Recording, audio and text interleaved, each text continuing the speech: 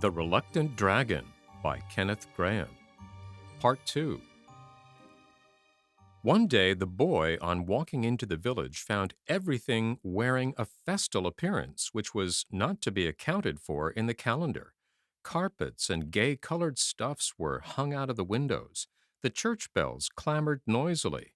The little street was flower-strewn, and the whole population jostled each other along either side of it, clattering, shoving, and ordering each other to stand back. The boy saw a friend of his own age in the crowd and hailed him. "What's up?" he cried. "Is it the players, or bears, or a circus, or what?" "It's all right," his friend hailed back. "He's a-comin'." "Who's a-coming?" demanded the boy, thrusting into the throng. "Why, St. George, of course," replied his friend. "He's heard tell of our dragon, and he's comin' on purpose to slay the deadly beast and free us from his horrid yoke. Oh, my! Won't there be a jolly fight!" Here was news indeed. The boy felt that he ought to make quite sure for himself, and he wriggled himself in between the legs of his good-natured elders, abusing them all the time for their unmannerly habit of shoving. Once in the front rank, he breathlessly awaited the arrival. Presently, from the far-away end of the line came the sound of cheering. Next, the measured tramp of a great war-horse made his heart beat quicker, and then he found himself cheering with the rest, as amidst welcoming shouts, shrill cries of women, uplifting of babies and waving of handkerchiefs, St. George paced slowly up the street. The boy's heart stood still, and he breathed with sobs. The beauty and the grace of the hero were so far beyond anything he had yet seen.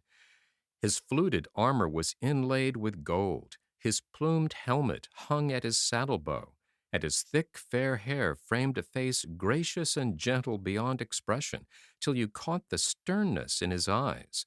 He drew rein in front of the little inn, and the villagers crowded round with greetings and thanks and voluble statements of their wrongs and grievances and oppressions.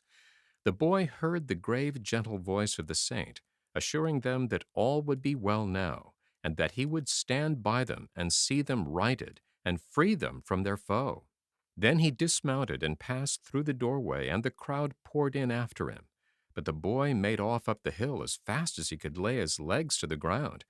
"It's all up, dragon," he shouted as soon as he was within sight of the beast. "He's coming. He's here now.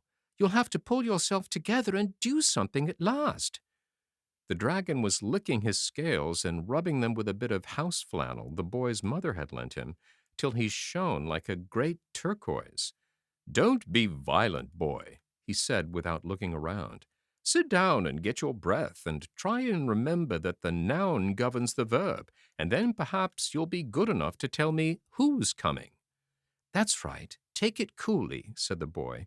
"Hope you'll be half as cool when I've got through with my news. It's only St. George who's coming, that's all. He rode into the village half an hour ago. Of course you can lick him, a great big fellow like you, but I thought I'd warn you, 'cause he's sure to be round early, and he's got the longest, wickedest-looking spear you ever did see." And the boy got up and began to jump round in sheer delight at the prospect of the battle. "Oh, dearie, dearie me," moaned the dragon. "This is too awful. I won't see him, and that's flat. I don't want to know the fellow at all. I'm sure he's not nice. You must tell him to go away at once, please. Say he can write if he likes, but I can't give him an interview. I'm not seeing anybody at present." "Now, dragon, dragon," said the boy imploringly, "don't be perverse and wrong-headed.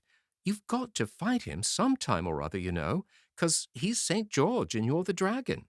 Better get it over, and then we can go on with the sonnets. And you ought to consider other people a little too. If it's been dull up here for you, think how dull it's been for me."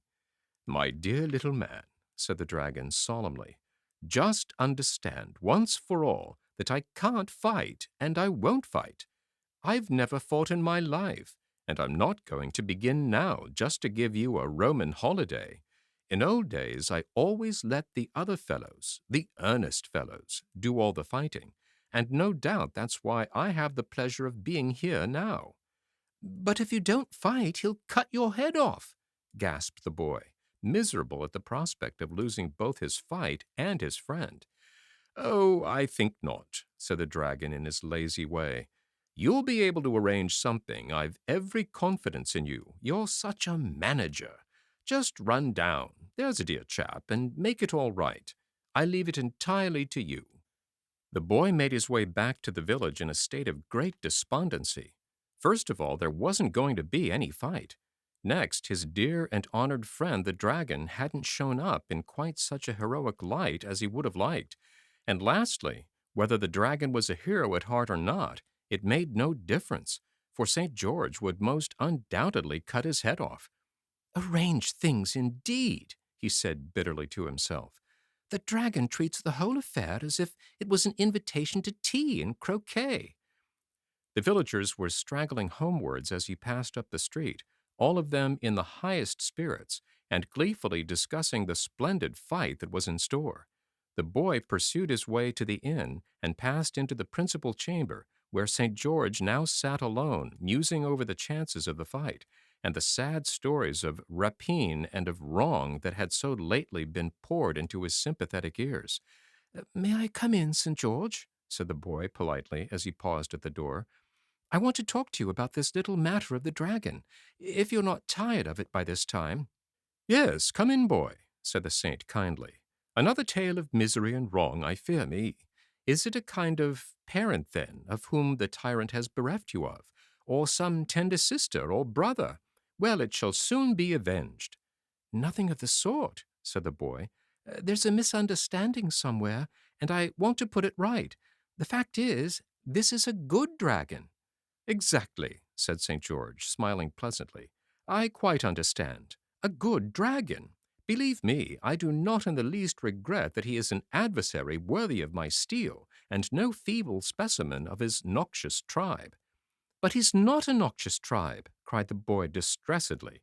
Oh dear, how stupid men are when they get an idea into their heads. I tell you, he's a good dragon, and a friend of mine, and tells me the most beautiful stories you ever heard, all about old times and when he was little. And he's been so kind to Mother, and Mother'd do anything for him. And Father likes him too, though Father doesn't hold with art and poetry much, and always falls asleep when the dragon starts talking about style. But the fact is, nobody can help liking him when once they know him. He's so engaging and so trustful, and as simple as a child. "Sit down and draw your chair up," said St. George. "I like a fellow who sticks up for his friends, and I'm sure the dragon has his good points, if he's got a friend like you. But that's not the question. All this evening I've been listening with grief and anguish unspeakable to tales of murder and theft and wrong, rather too highly colored perhaps, not always quite convincing, but forming in the main a most serious role of crime. History teaches us that the greatest rascals often possess all the domestic virtues, and I fear that your cultivated friend, in spite of the qualities which have won, and rightly, your regard, has got to be speedily exterminated." "Oh, you've been taking in all the yarns those fellows have been telling you," said the boy impatiently. "Why, our villagers are the biggest storytellers in all the country round. It's a known fact. You're a stranger in these parts, or else you'd have heard it already. All they want is a fight. They're the most awful beggars for getting up fights. It's meat and drink to them.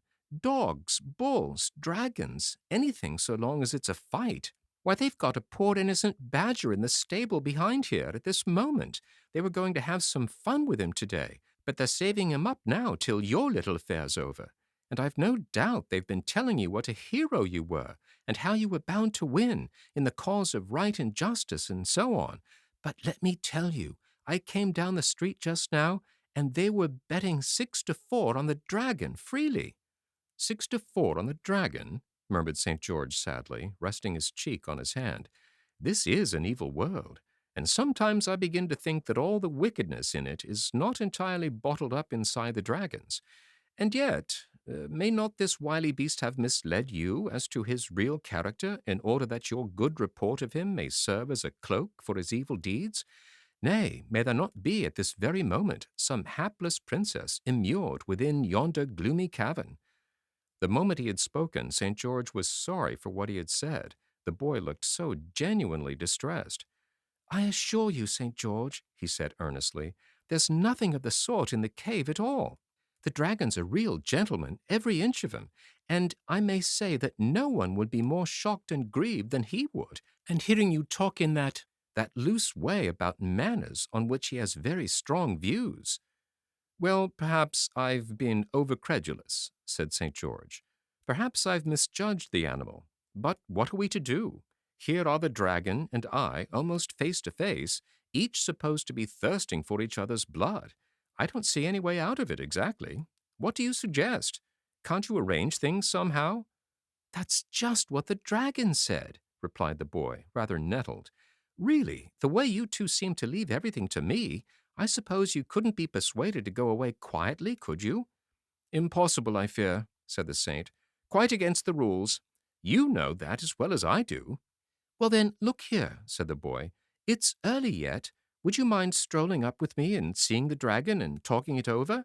It's not far, and any friend of mine will be most welcome." "Well, it's irregular," said St. George, rising. "But really it seems about the most sensible thing to do. You're taking a lot of trouble on your friend's account," he added, good-naturedly, as they passed out through the door together. "But cheer up. Perhaps there won't have to be a fight after all."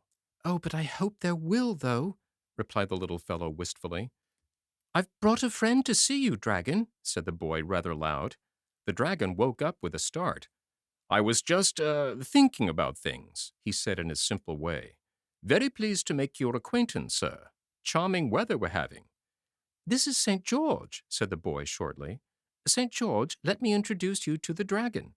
We've come up to talk things over quietly, dragon, and now for goodness sake, do let us have a little straight common sense and come to some practical businesslike arrangement, for I'm sick of views and theories of life and personal tendencies and all that sort of thing. I may perhaps add that my mother's sitting up." "So glad to meet you, St. George," began the dragon, rather nervously, "because you've been a great traveler, I hear, and I've always been rather a stay-at-home. But I can show you many antiquities, many interesting features of our countryside, if you're stopping here any time." "I think," said St. George in his frank, pleasant way, "that we'd really better take the advice of our young friend here and try to come to some understanding on a business footing about this little affair of ours. Now, don't you think that after all, the simplest plan would be just to fight it out according to the rules and let the best man win? They're betting on you, I may tell you, down in the village, but I don't mind that." "Oh, yes, do, Dragon," said the boy delightedly. "It'll save such a lot of bother." "My young friend, you shut up," said the dragon severely. "Believe me, St. George," he went on, "there's nobody in the world I'd sooner oblige than you and this young gentleman here. But the whole thing's nonsense and conventionality and popular thick-headedness. There's absolutely nothing to fight about, from beginning to end. And anyhow, I'm not going to, so that settles it." "But supposing I make you," said St. George, rather nettled. "You can't," said the dragon, triumphantly. "I should only go into my cave and retire for a time down the hole I came up. You'd soon get heartily sick of sitting outside waiting for me to come out and fight you, and as soon as you'd really gone away, why, I'd come up again gaily, for I tell you frankly, I like this place, and I'm going to stay here." St. George gazed for a while on the fair landscape around them. "But this would be a beautiful place for a fight," he began again persuasively. "These great bare rolling downs for the arena, and me in my golden armor showing up against your big blue scaly coils. Think what a picture it would make." "Now you're trying to get at me through my artistic sensibilities," said the dragon, "but it won't work. Not but what it would make a very pretty picture, as you say," he added, wavering a little. "We seem to be getting rather nearer to business," put in the boy. "You must see, Dragon, that there's got to be a fight of some sort, 'cause you can't want to have to go down that dirty old hole again and stop there till goodness knows when." "It might be arranged," said St. George thoughtfully. "I must spear you somewhere, of course, but I'm not bound to hurt you very much. There's such a lot of you that there must be a few spare places somewhere. Here, for instance, just behind your foreleg. It couldn't hurt you much, just here." "Oh, now you're tickling, George," said the dragon coyly. "No, that place won't do at all, even if it didn't hurt, and I'm sure it would, awfully. It would make me laugh, and that would spoil everything." "Let's try somewhere else then," said St. George patiently. "Under your neck, for instance, all these folds of thick skin. If I speared you here, and you'd never even know I'd done it." "Yes, but are you sure you can hit off the right place?" asked the dragon anxiously. "Of course I am," said St. George with confidence. "You leave that to me." "It's just because I've got to leave it to you that I'm asking," replied the dragon rather testily. "No doubt you would deeply regret any error you might make in the hurry of the moment, but you wouldn't regret it half as much as I should. However, I suppose we've got to trust somebody as we go through life, and your plan seems, on the whole, as good a one as any." "Look here, dragon," interrupted the boy, a little jealous on behalf of his friend, who seemed to be getting all the worst of the bargain. "I don't quite see where you come in. There's to be a fight, apparently, and you're to be licked, and what I want to know is, what are you going to get out of it?" "St. George," said the dragon, "just tell him, please, what will happen after I'm vanquished in the deadly combat." "Well, according to the rules, I suppose I shall lead you in triumph down to the marketplace, or whatever answers to it," said St. George. "Precisely," said the dragon. And then there'll be shoutings and speeches and things," continued St. George. "And I shall explain that you're converted, and you see the error of your ways, and so on." "Quite so," said the dragon. "And then?" "Oh, and then," said St. George, "why, and then there will be the usual banquet, I suppose." "Exactly," said the dragon. "And that's where I come in. Look here," he continued, addressing the boy, "I'm bored to death up here, and no one really appreciates me. I'm going into society, I am, through the kindly aid of our friend here, who's taking such a lot of trouble on my account, and you'll find I've got all the qualities to endear me to people who entertain. So now that's all settled, and if you don't mind, I'm an old-fashioned fellow. Don't want to turn you out, but—" "Remember, you'll have to do your proper share of the fighting, dragon," said St. George, as he took the hint and rose to go. "I mean, ramping and breathing fire and so on." "I can ramp all right," replied the dragon confidently. "As to breathing fire, it's surprising how easily one gets out of practice, but I'll do the best I can. Good night." They had descended the hill and were almost back in the village again when St. George stopped short. "Knew I had forgotten something," he said. "There ought to be a princess, terror-stricken and chained to a rock and all that sort of thing. Boy, can't you arrange a princess?" The boy was in the middle of a tremendous yawn. "I'm tired to death," he wailed, "and I can't arrange a princess or anything more at this time of night. And my mother's sitting up, and do stop asking me to arrange more things till tomorrow." End of part 2.